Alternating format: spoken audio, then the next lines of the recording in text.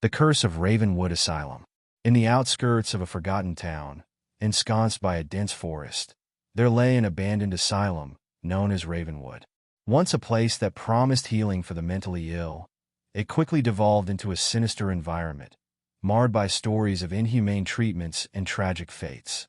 The facility had closed its doors in the early 1970s after a series of gruesome incidents involving staff and patients, a dark history that left the building cloaked in an aura of fear. Despite the macabre background, a college group of amateur ghost hunters decided to spend Halloween night exploring the notorious asylum. The group consisted of 4 friends: Max, Lisa, Tom, and Emma, each eager to capture evidence of the paranormal for their social media channel. Armed with state-of-the-art equipment, they braved the numerous warnings from locals who insisted that the asylum was haunted, and not just by echoes of the past. As they approached the imposing structure, the moonlight filtered through jagged windows, giving life to the eerie darkness. The heavy metal gate creaked open, seemingly heralding their arrival. The chill in the air heightened as they stepped inside, hearts pounding with a mix of excitement and trepidation. The lobby was vast, with remnants of tile floors and rotting furniture clinging desperately to the past. Discarded medical equipment, once a tool for healing, now lay scattered like the broken dreams of those who had suffered within. "This place gives me the creeps," Lisa admitted, scanning her surroundings with wide eyes. "We're here to document our findings, remember?" Tom reassured her, a confident grin plastered across his face. "Let's split up to cover more ground. We'll meet back here in an hour." Reluctantly, the group acquiesced. Max and Emma ventured toward the east wing, while Lisa and Tom headed west. As Max and Emma treaded deeper into the asylum, the air grew colder, carrying whispers that danced just beyond their hearing. "I don't like this," Emma said, her voice wavering. "No turning back now," Max replied, though he was beginning to feel the weight of dread settling on his chest. They entered a room filled with rusted beds and tattered sheets, the remnants of desperate souls once confined there. Suddenly, a metallic clank echoed from one of the corners, and they snapped their flashlights in that direction. "Did you hear that?" Emma said, her voice almost a whisper. "Yeah, let's check it out," Max said, though he felt his heart race. They approached cautiously, the beam from their flashlight revealing an old restraint chair, its leather straps frayed and cracked. This is creepy," Max stammered, stepping closer. As they inspected the chair, shadows darted across the walls, flickering in their peripheral vision. Emma gasped. "Did you see that?" "It's probably just our minds playing tricks," Max replied, though he wasn't convinced. The whispers intensified, melding into a panicked chorus. "Please help us." "Who's there?" Emma called, unnerved, her voice echoing through the room. The response came like a gust of wind, chilling them to the bone. "Help us, we're trapped." Meanwhile, in the West Wing, Lisa and Tom stumbled upon an old records room, where they found dusty file cabinets overflowing with yellowed documents. "Let's see what they wrote about the patients here," Tom said, rummaging through the drawers. "What if we find something the locals didn't want us to know?" Lisa mused, her curiosity piqued. As Tom flipped through a particularly worn file, the atmosphere shifted. The walls seemed to pulse, as if alive with the energy of past horrors.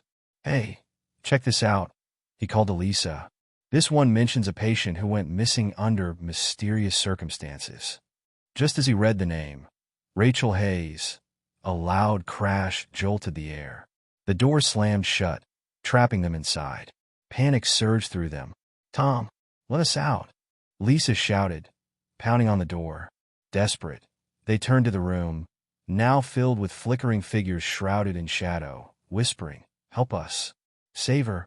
Back in the East Wing, Max and Emma were overtaken by an overwhelming sense of dread. They realized with horror that the whispers were not merely voices. They were echoes of anguish, trapped souls pleading for release. "We need to find the others," Max said urgently. As they left the room, a shadow flickered just beyond their flashlight beam, a glimpse of a figure, a woman, crying silently. Emma froze. "Did you see that?" she murmured. Max nodded. It looked like she needed help. The pair hurried toward the exit, their footsteps echoing in the corridors. But the ominous energy grew stronger, almost palpable. "They don't want us to leave," Max said, drenched in fear. On the other side of the building, Tom and Lisa were fighting against panic. "What if we're trapped forever?" Tom exclaimed, frustration and fear blending in his tone. The shadows closed in, dark forms taking shape, preparing to engulf them. Suddenly, Lisa shouted, "Look, that must be the way out." She pointed toward a faint glow seeping beneath the floorboards. With renewed urgency, they pushed against the door one last time, praying for it to grant them freedom. The moment they leaned into it, it swung wide open, revealing darkness that pulsed with the faint glow from below. "Let's go," Tom urged, and they dashed through the threshold into the corridor, rushing past their lingering fears. The four friends reconvened in the lobby, panting and wide-eyed. "What happened to you?" Max asked, his voice trembling. "Shadows. They wanted us to help them," Lisa exclaimed. "Same here. We saw a woman who looked lost. We need to find her," Emma urged, leading the group back toward the east wing. As they trekked deeper into Ravenwood, the atmosphere began to thicken, the air suffocating with regret and despair. They reached the same room where Max and Emma had encountered the weeping woman, but found it empty. Encouraged by their sense of purpose, they began to call out, "Rachel Hayes, we're here to help you." Gradually the room shifted. The air vibrated with energy, and the shadows around them flickered as if in anticipation. A soft light emerged from the far corner of the room, forming into the spectral figure of a woman, her face gaunt but strikingly beautiful. "Thank you for coming," she whispered, her voice a desperate melody. "I need you to free me." "What do we need to do?" Lisa asked, her heart racing.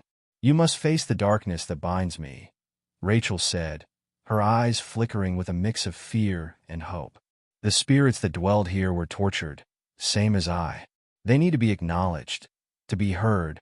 Tom stepped forward, bravely saying, "We can't leave you trapped. We'll free you, we promise." In response, the walls trembled, and the shadows began to swirl, rising as anguished figures crying out in a frenzied chorus of despair. "Help us! Remember us!" As the cacophony crescendoed, the friends stood their ground, focusing on Rachel, who began to glow brighter, illuminating the room like a beacon in the darkness. "Tell them their names," she urged. "One by one, let your voices be heard," Max shouted, his own voice powerful despite trembling. And so they began. One by one, they spoke the names they had found in the asylum's records, tying each name to a story lost to time. As they invoked each spirit's name, each figure became less shadowy, their agonized expressions turning to looks of gratitude. "Rachel!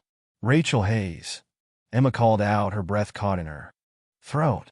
As her name echoed in the room, Rachel's form shimmered, tears glistening like stars in her eyes. "Thank you for remembering me," she said, and as she spoke those words, a quiet calm flooded the asylum. The shadows around them slowly dissipated, drawn into a light that gleamed brighter and brighter. With a final surge of energy, the shadows erupted into luminous sparks, circling around the four friends before rushing toward Rachel, enveloping her in their embrace. For a moment, they all floated in a serene quiet, and then, with a brilliant flash, the room was filled with light. When the blinding radiance faded, the asylum transformed. The walls that had once been crumbling and damp were now vibrant and alive again, echoes of laughter reverberating through the halls. The friends looked around, a deep sense of peace settling over them. They realized they were not alone. Surrounding them was a spectrum of smiling faces, the spirits of the lost souls now freed, their forms finally at rest. Rachel stood before them, radiant and freed from her chains. "You have released us," she said softly, gratitude spilling from her essence. "In doing so, you have erased the curse of Ravenwood. Thank you. Go now. You have earned your freedom." As the spirits began to dissipate into shimmering motes of light, the friends felt a sense of fulfillment. They had faced the darkness, remembered the lost, and wrenched the hold of despair from the walls that had imprisoned these souls for so long. With newfound determination, they made their way out of the asylum, their hearts lifting as they stepped into the cool night air, leaving Ravenwood behind as it transformed into a place of peace instead of pain. The memories would linger, but it was a reminder of triumph over darkness, a reminder of the resilience of the human spirit.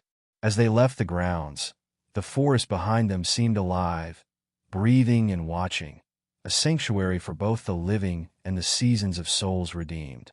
And even as they returned to their lives, their spirits danced with the flickering light of those they had freed, forever intertwined with the legacy that was Ravenwood Asylum.